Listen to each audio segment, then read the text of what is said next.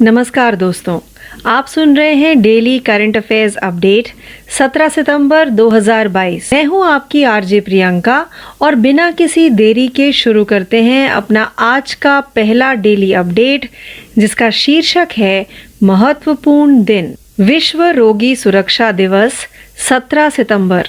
विश्व रोगी सुरक्षा दिवस 17 सितंबर को दुनिया भर में रोगी सुरक्षा के बारे में वैश्विक जागरूकता बढ़ाने और व्यक्तियों को स्वास्थ्य देखभाल को सुरक्षित बनाने के लिए अपनी प्रतिबद्धता प्रदर्शित करने के लिए प्रोत्साहित करने के लिए मनाया जाता है। यह दिवस WHO और उसके अंतर्राष्ट्रीय भागीदारों द्वारा मनाया जाता है। हर साल विश्व रोगी सुरक्षा दिवस एक विशिष्ट विषय के तहत मनाया जाता है। इस वर्ष विश्व रोगी सुरक्षा दिवस 2022 का विषय दवा सुरक्षा के साथ साथ दवा बिना नुकसान के नारे के साथ call to action know check and ask है।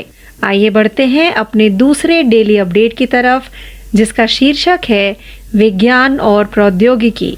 नासा के प्रयोग मॉक्सी ने मंगल ग्रह पर सफलतापूर्वक ऑक्सीजन का निर्माण किया। लंच बॉक्स के आकार का एक उपकरण मंगल ग्रह पर एक छोटे से पेड़ का काम करते हुए सांस लेने योग्य ऑक्सीजन का सफलतापूर्वक उत्पादन कर रहा है। पिछले साल फरवरी से Mars oxygen in situ resource utilisation experiment या मॉक्सी लाल ग्रह के कार्बन डाइऑक्साइड समृद्ध वातावरण से सफलतापूर्वक ऑक्सीजन बना रहा है। शोधकर्ताओं का सुझाव है कि ग्रह पर जाने वाले मनुष्यों से पहले कई 100 पेड़ों की दर से लगातार ऑक्सीजन का उत्पादन करने के लिए मॉक्सी का एक बड़ा संस्करण मंगल ग्रह पर भेजा जा सकता है। आइए बढ़ते हैं अपने तीसरे डेली अपडेट की तरफ, जिसका शीर्षक है योजनाएं और समितियां। तमिलनाडु सरकार ने छात्राओं के लिए पुदुमाई पेन योजना शुरू की। तमिलनाडु सरकार ने हाल ही में उत्कृष्टता के 26 स्कूल और 15 मॉडल स्कूल और पुदुमाई पेन योजना शुरू की है, जो स्नातक कार्यक्रमों को पूरा करने के लिए महिला छात्रों के लिए मासिक वित्तीय सहायता योजना है। दिल्ली में स्मार्ट क्लासरूम से प्रेरित नए स्कूल दिल्ली के मुख्यमंत्री अरविंद केजरीवाल ने राज्य के मुख्यमंत्री MK स्टालिन के साथ खोले। पुदुमाई पेन योजना स्नातक की डिग्री, डिप्लोमा, ITI या किसी अन्य मान्यता प्राप्त पाठ्यक्रम को आगे बढ़ाने के लिए महिला छात्रों को 1000 रुपए का मासिक अनुदान प्रदान करती है। आइए बढ़ते हैं अपने चौथे डेली अपडेट की तरफ, जिसका शीर्षक है योजनाएं और समितियां। राष्ट्रपति द्रौपदी मुर्मू ने शुरू किया टीबी मुक्त भारत अभियान। राष्ट्रपति द्रौपदी मुर्मू ने कहा है कि जन भागीदारी देश से तपेदिक को खत्म करने की कुंजी है। राष्ट्रपति 2025 तक देश से टीबी उन्मूलन के मिशन को फिर से जीवंत करने के लिए प्रधानमंत्री टीबी मुक्त भारत अभियान शुरू करने के बाद बोल रही थीं।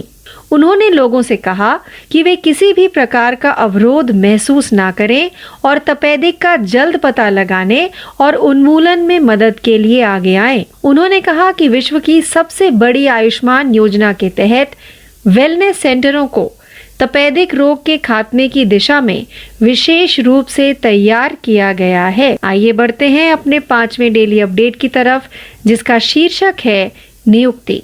इंडिगो ने पीटर एल्बर्स को नया CEO नियुक्त किया।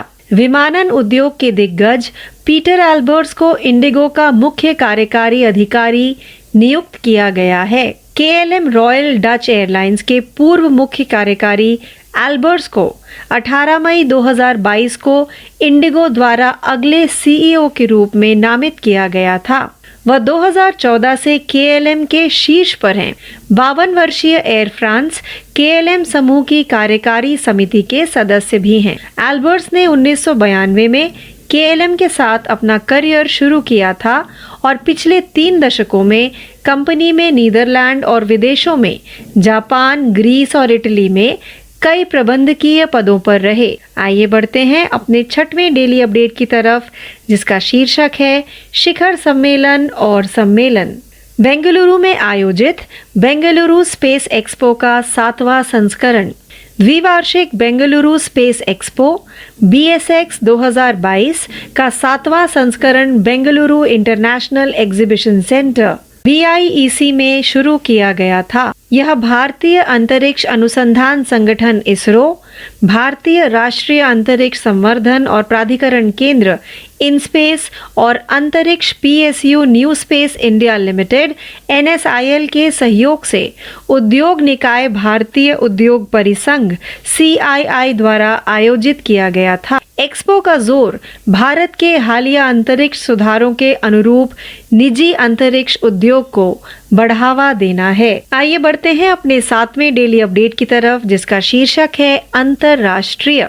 3 भारतीय शहर UNESCO network of learning cities में शामिल हुए। भारतीय शहर केरल में नीलांबूर और त्रिशूर और तेलंगाना में Warangal UNESCO global network of learning cities में देश के पहले प्रवेशकर्ता बने। हाल ही में यूनेस्को में भारत ने अपने सोशल मीडिया प्लेटफॉर्म पर इस खबर को साझा किया। समावेशन अन्य शहरों के साथ विचारों के आदान प्रदान को बढ़ावा देगा, मुद्दों के पहले से लागू समाधान प्रदान करेगा। यूनेस्को के अनुसार दुनिया भर के 44 देशों के 77 शहर UNESCO global network of learning cities में शामिल हो गए हैं। वैश्विक शहरों के समूह में Beijing, Shanghai, Hamburg, Athens, Incheon, Bristol और डबलिन जैसे शहर भी शामिल हैं। आइए बढ़ते हैं अपने 8वें डेली अपडेट की तरफ, जिसका शीर्षक है बैंकिंग। ESAF SFB ने ट्रांसजेंडर समुदाय के लिए रेनबो अकाउंट लॉन्च किया। ESAF small finance bank limited ने हाल ही में ट्रांसजेंडर समुदाय के लिए विशेष रूप से एक रेनबो सेविंग्स अकाउंट लॉन्च किया है, जिसमें उच्च बचत दर और उन्नत डेबिट कार्ड सुविधाओं सहित कई सुविधाएं हैं। केरल स्थित ESAF स्मॉल फाइनेंस बैंक ने एक बयान में कहा कि एक ट्रांस फ्रेंडली या समावेशी श्रम संस्कृति समय की जरूरत है और यह समावेशी क्रांति की दिशा में एक बड़ा कदम है। भारतीय रिजर्व बैंक ने 2015 में बैंकों को अपने सभी रूपों और आवेदनों में एक अलग कॉलम थर्ड जेंडर शामिल करने का निर्देश दिया था। आइए बढ़ते हैं अपने 9वें डेली अपडेट की तरफ, जिसका शीर्षक है रैंक और रिपोर्ट। UNDP का मानव विकास सूचकांक भारत 191 देशों में से 132वें स्थान पर। संयुक्त राष्ट्र विकास कार्यक्रम UNDP की नवीनतम रिपोर्ट से पता चलता है कि भारत मानव विकास सूचकांक HDI 2021 में कुल 191 देशों में से एक रैंक फिसलकर 132 पर आ गया है, जिसका सूचकांक 0.633 है। लगभग 30 वर्षों में वैश्विक HDI रैंक में यह लगातार दूसरी गिरावट है। 2020 में भारत 189 देशों के बीच 0.645 के सूचकांक मूल्य के साथ 130वें स्थान पर था। गिरावट को कोविड-19 महामारी, भू राजनीतिक संकट और जलवायु परिवर्तन के लिए जिम्मेदार ठहराया गया है, जिसने सूचकांक में 90% देशों को प्रभावित किया, उन्हें उनकी रैंकिंग में पीछे ले गया। आइए बढ़ते हैं अपने 10वें व अंतिम डेली अपडेट की तरफ, जिसका शीर्षक है अंतरराष्ट्रीय। अमेरिका ने पाकिस्तान को $450 मिलियन के पैकेज की घोषणा की। अपनी पिछली सरकारों के फैसले को उलटते हुए बाइडेन प्रशासन ने पाकिस्तान को $450 मिलियन अमेरिकी डॉलर के F-16 लड़ाकू जेट बेड़े के रखरखाव कार्यक्रम को मंजूरी दे दी है। अमेरिकी कांग्रेस के लिए एक अधिसूचना के रूप में विदेश विभाग ने 450 मिलियन अमेरिकी डॉलर की अनुमानित लागत के लिए F-16 मामले की यह संभावित विदेशी सैन्य बिक्री और संबंधित उपकरणों की संभावित विदेशी बिक्री को मंजूरी देने का निर्णय लिया है। यह तर्क देते हुए कि अपने F-16 बेड़े को बनाए रखकर वर्तमान और भविष्य के आतंकवाद विरोधी खतरों से निपटने की इस्लामाबाद की क्षमता को बनाए रखेगा।